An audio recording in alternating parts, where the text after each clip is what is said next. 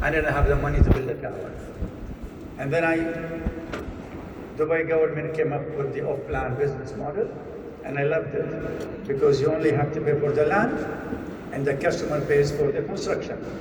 So I thought this is an opportunity for me to go in this business. People tell you I have a vision. That's not true. I never thought Damac is going to be even half of what it is today. But God has been great, and with His help, I started. So I was driving in the marina, and with my very dear friend, Sufyan Khatib, and we saw the 5 towers of Amar, and we jumped there to the construction site. We climbed in the elevator with the laborers to the 10th floor, and I said, I need to buy land here. It wasn't easy. I had some challenges. Finally, I signed a contract with Amar to buy one of the best projects I've ever done so far, is Marina Terrace. Guess what? After 2 weeks, I get a call from the management of Amar saying they're redoing the master plan slightly, and we cannot give you this land, but we give you another land. But you take that and you can switch later. Took the second land. After a few weeks, they came back and said, we can give you the first land. I was greedy. I said, you know what? I'm going to keep both of them. And I launched the first. We did very well. We launched in 26th of October, 2002. I cannot forget that date. And 2 months down the road, in January, we launched the second one. And we're doing well. Then one evening, my dear friend Sultan Sulayem calls me at 9 or 8 in the evening. He said, why don't you come to see me at 10 o'clock? I said, where is it? In my yacht. So I said, okay. I went to his yacht. I waited 2 hours. He was late. I came home. As I arrived just to my doorsteps, he calls me back. So where are you? I said, waiting for you 2 hours. He says, come back now. So I went back, and then we strike a deal. He sold me a building in Palm Island. That was fine. When I came home, what I tell my wife now, 1:30 after midnight. So I walked in and I said, I was a Sultan Sulayem. She goes, where? In his yacht. What are you doing in the Sultan Sulayem's yacht at 1:30? But I tell you one thing, over the last more than 30 years, she always trusted me. And she's been a great companion and a partner.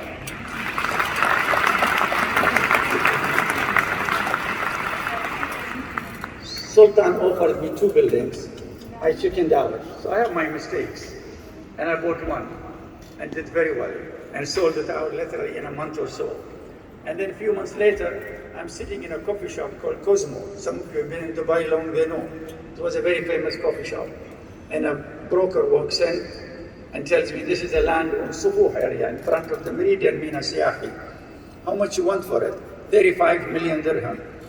I said, it's been sold 6 months ago, 15 million dirham. He goes, this is the price. I tried to negotiate. He said, that's final. I said, we're registering tomorrow at 1 o'clock in the land department. Called one of my finance guys who was heading my finance, and I told him, tomorrow, 7 o'clock, you come to my house. I had probably in my pocket maybe maximum 50 million. I said, collect from all the banks the money. I need a cashier check, 35 million. And come 7 in the morning, I need the check by 12. I knew he was going to say, I can't do it. Before he finished, I hung up on him. He called back again, I didn't answer him. Next day morning, 7 o'clock, he knocks the door. The maid comes and says, Ramesh, want to see you, sir. I said, tell him, send me the papers. I signed the paper, sent a message, Ramesh, I see you at 12 o'clock in the land department. He was great. At 1 o'clock, we bought the land. We built 84-story building, Ocean Heights. Amazing project. Sorry, I'm boring you. I'll try to go fast. 6 months later, after buying that and launching it, same broker came. Land 3 buildings away. How much you want? 125 million dirham. I said, you can math. I just bought it 35 6 months ago. He said, that's the price. Try to negotiate. That's the price. I bought it. Guess what? Next day, I was sitting with my wife in a restaurant called Japingo in Al-Khasar. This friend of mine, local, comes in. Well, the seller was Saudi guy. I was the buyer. He heard the story opposite, that the Saudi guy bought it. He tell him, did you hear this stupid Saudi guy dumb Saudi guy who paid 125 million dirham for this land. I said, you're right, he's very stupid. Why did he do that? We laughed. My wife, when I sat down, she said, what's he saying? You were laughing. I said, he just called me stupid. Why did you were laughing on that? I said, this is the story. And that's our Damac, another 84-story building.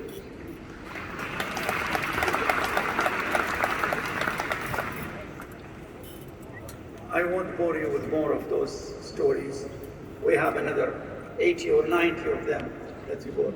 But what made the difference in position Damac in a different scale was no question Damac Hills. I was sitting in my office in 2010. I mean, some of you who've been around here know what was 09, was a disaster. You know, our collection were down by only 97%. Our sale was down only by 96%, and we have to cut staff and so forth. And we just coming out of the work in 08, and there's a junior manager from Dubai Property comes and tells me, by the way, there is a land in so-and-so place in front of Arabian Ranches if you want to buy it. So I said, let's go look at it. I walked in there, and it's a desert, literally sand and sand and sand. You know, 5 million square feet of sands. How much you want? This much price. We negotiated a few months, and I signed that contract. 525 million dirham. I tell you, my CFO, my management, my family, my friends, everybody thought I am mad. Yes, I was mad to sign 525 million dirham contract, buying a land at the worst time of the market. But that's, a lot of you here are investors, a lot of you are here agents. I tell you, buy always on the right time. In the property, you make money. Market is up, market is down. 15 million dirham, after a few months, 35 million. After a few months, 125. I didn't hesitate. Market is bad. I pay the price. Damac, I'm sure some of you have been around that community. I am really, really proud of that community. Thank for the entire team who build it, who manage it, who run it.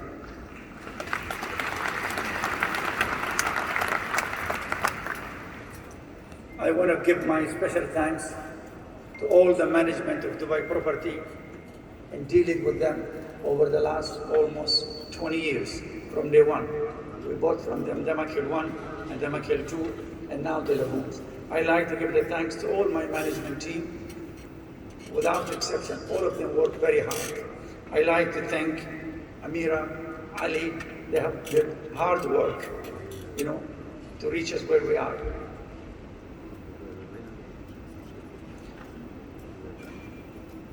I am sure, and I just want to tell you another thing, that today Damac exists in 12 cities around the world, in London, in Toronto, very soon in Miami, and another 9 cities in the Middle East, from Beirut to Jordan, Jeddah, Riyadh, Dubai, Qatar, and so forth.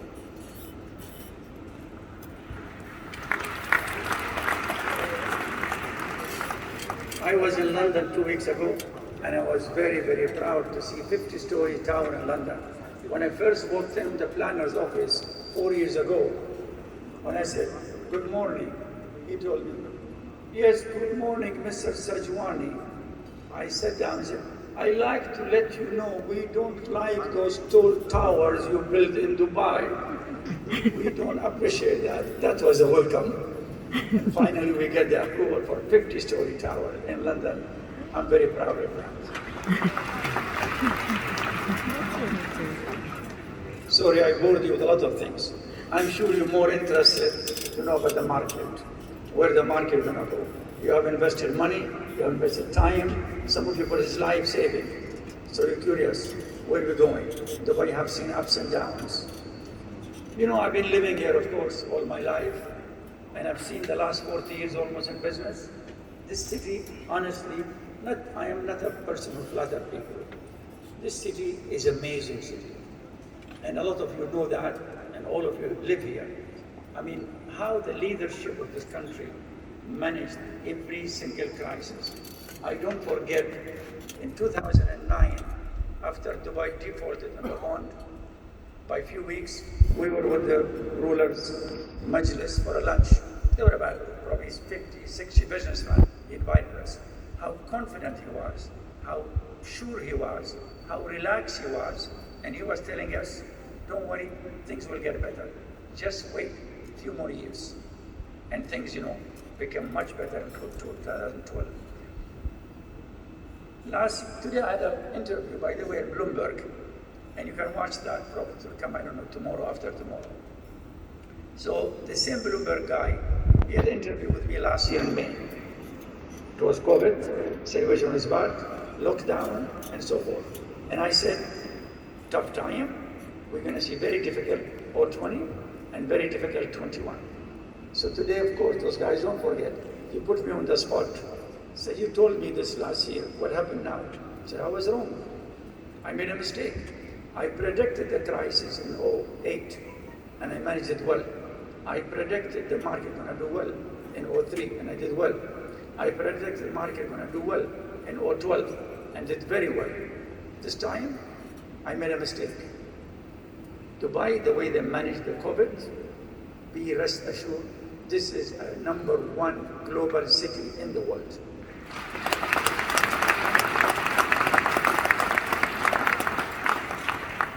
I have friends around the world, from billionaires to millionaires, to small guys to big guys, from Europe, Russia, China, you name it. Amount of people I've seen in the last 12 months moving with their families, buying homes in Dubai is amazing. It's absolutely amazing. And I ask a lot of them, you've been coming to Dubai for the last 10 years. Why now? You've been coming with your family. People brought their family, their kids in the last 6 months, the last year, and they stayed here 4 months, 6 months. Family is comfortable, safety, security, the best restaurants, the best hotels, beaches, weather, and so forth. And the way they saw the city handled the COVID. Proper lockdown, proper opening, hospitals well equipped, vaccine, and so forth. And everything done so well. It gained the global reputation, confidence, and the trust. And a lot of people moving here. People are moving here for 3 reasons. They saw on their eyes the way Dubai government handled this particular crisis. They see Dubai as a city where they can live in and enjoy and raise their family. Another problem, or another reason, they know Europe is ready for a lot of taxes. And they know all the money spent, there are going to be more taxes coming, so running from taxes. And the third thing is, I'll be honest with you, I think a lot of them told you, one of the biggest factors is Zoom. You don't realize how much this TV, Zoom, has helped people moving around. So people feel I can live in Dubai and I can do 50% of my business with US or with Japan or whatever it is on the Zoom. So I think we're going to have another good few years. A question comes, what will happen? Here, all of you, developers are going to dump the supply and going to break the market, and where we go from here? Today, in the market, there are 4 big boys, Airmark, TPG Miras, Nakheel, and Damac. Between those 4 companies, they literally control majority of the market. Those 4 companies are resourceful, matured, they have done business over more than 20 years, they know what they're doing. We all made our mistakes. We all overexpanded. We all did that. I think today, I'm relaxed. Those companies, they're going to put supply. But when they see it's becoming too much, they're going to pull back. So I'm not worried on that. Other developers, we've seen that after 2009 market cleaned, 2013 came, another half a dozen came. They disappeared. Now another half a dozen come. That doesn't impact the market. 1 building here, 1 tower here, 50 villa here, not going to have an impact. So I'm not worried. Yes, market is cyclical. I'm not saying it'll be continuous this way. You're going to see some softening, maybe after 2 years, but I don't see those dips which we see in 2009 or the dips we see in prices 3 years ago. Market is maturing. I've taken a lot of time. Thank you very much. Enjoy your evening.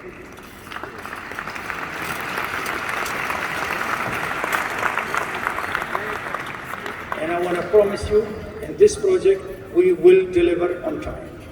Thank you.